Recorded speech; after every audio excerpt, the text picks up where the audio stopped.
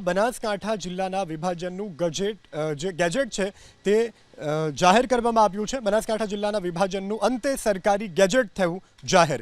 2 ઓક્ટોબરથી બનાસકાંઠામાંથી વાવ-થરાદ જિલ્લો અસ્તિત્વમાં આવશે।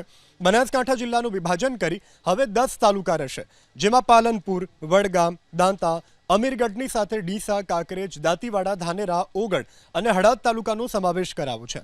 બનાસકાંઠા જિલ્લાનું વડું મથક પાલનપુર જ રહેશે, જ્યારે વાવ અને થરાદ જિલ્લામાં દિયોદર, લાખણી, થરાદ, વાવ, સુઈગામ, ભાભર, રાહ અને ધરણીધર એમ 8 તાલુકાનો સમાવેશ કરાયો છે।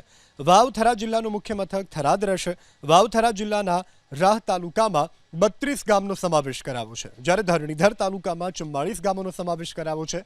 રાહ ગામને તાલુકાનો દરજ્જો મળતા ગ્રામજનોમાં ખુશી જોવા મળી રહી છે। રાહ તાલુકાનો દરજ્જો મળતા હવે સ્થાનિકોએ આતિશબાજી કરી ઉજવણી કરી। રાહ તાલુકામાં અનેક સુવિધાઓનો અભાવ જોવા મળી રહ્યો છે,